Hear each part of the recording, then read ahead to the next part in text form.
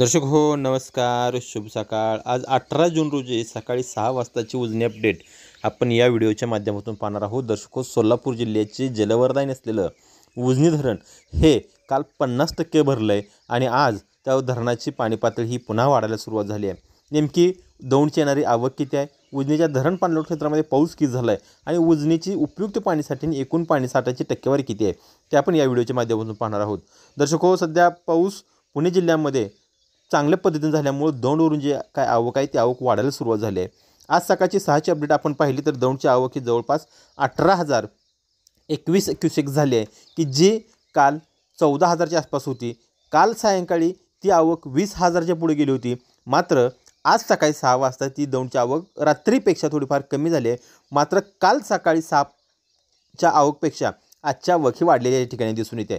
ती 18,021 क्युसेक इतकी झाली आणि उजनी धरणाची टक्केवारी जर पाहायला गेलं तर आज सकाळी उजनी धरणाची टक्केवारी ही 54.75% इतकं धरण झाले। काल धरण हे 50%च्या पुढे गेलं होतं, म्हणजे जवळपास धरण हे 4% या ठिकाणी वाढलेले एकूण दिसून येते। धरणाचा एकूण पाणीसाठा जर पाहायला गेलं तर एकूण पाणीसाठा हा आज सकाळी 6 वाजता 92.99 TMC झाला आहे, म्हणजे जवळपास 93 TMC हा एकूण पाणीसाठा झाला आहे आणि उपयुक्त पाणीसाठा जो आहे तो 29.33 TMC झाला आहे। काल काही दर्शकांनी आपल्याला विचारलं होतं की धरणाचा पाणीसाठा एकूण पाणीसाठा 117 TMC आहे, मग आत्ता 90 TMC धरण, एकूण पाणीसाठा कसा?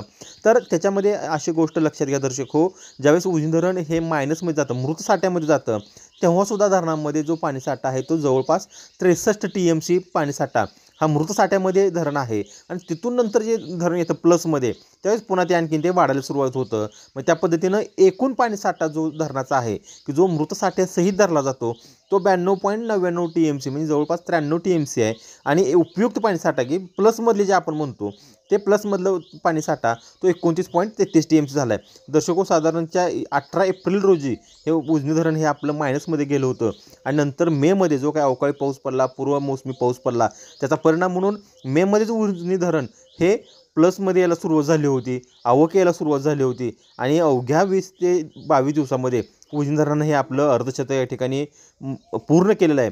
आत्तासुद्धा उजनी धरणाची वाढ ही झपाट्याने होते, त्यातली जो काय पाणीसाठा आहे त्यामुळे सोलापूर जिल्ह्यातील शेतकऱ्यांमध्ये सध्या आनंदाचं वातावरण सुरू आहे। उजनीच्या पाणलोट क्षेत्रामध्ये जो काय इकडचा सोलापूर जिल्ह्यातला भाग आहे, त्या नदीकाठचा जो काय भाग आहे त्या नदीकाठच्या भागामध्ये आता ऊस लागवडीला सुद्धा लगबग सुरू झाली आहे। शेतकऱ्यांमध्ये आनंदाचं वातावरण आहे, पाऊस पण चांगलं झाले, त्यामुळे पेरण्यासुद्धा आता चांगल्या पद्धतीनं व्हायला लागलेत।